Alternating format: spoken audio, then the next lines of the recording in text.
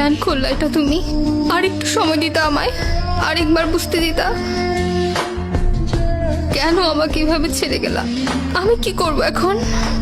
আমি আগেই বলছিলাম, তখন তো শুনলা না, এখন আফসোস করতেছো। আমি ঠিকই জানতাম তুমি কাঁদবা, কিন্তু তখন বুঝলা না। প্রথম প্রথম সবকিছু কত সুন্দর থাকে, তাই না? তারপর চেঞ্জ হইতে থাকে, ইন্টারেস্ট, বিহেভিয়ার আর সাথে ইমোশনস।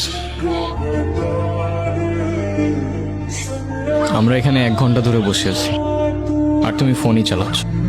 তো কি হয়েছে? তো কি হয়েছে মানে? এইটা আবার কেমন? আমি বসে আছি আর তুমি ফোন চালাচ্ছ। তোমাকে তো কেউ মানা করে নাই, তুমিও চালাও। ফোন চালাইলে তো আমি বাসায় বসেই চালাইতে পারতাম, তোমার সাথে এসে কেন বসে আছি? দেখি, এখন খালি আমাদের ডিসকাশন হবে, কোনো ফোন না। আজও ফোনটা কেন নিলা? ফোনটা দাও। দিচ্ছি তো, দাঁড়াও। আজও ফোনটা কেন নিবা? এটা কেমন অভ্যাস? মানুষের প্রাইভেসি বলতে কিছুই নাই। দিচ্ছি তো, দাঁড়াও। নাও নাও। এত রিয়াক্ট করলা কেন বুঝলাম না। রিয়েক্ট করার মতো কাজ করছো, তাই করছি। তোমার বিহেভিয়ার গুলো না দিন দিন চেঞ্জ হয়ে যাইতেছে। আমি আগের মতোই আছি, মেবি তোমার আর আমাকে ভালো লাগে না। তোমার এক্সপেকটেশন দিন দিন বেড়ে যাচ্ছে। কার সাথে কথা বলতেছিলাম? কেন এখন ডাউটও করতেছো?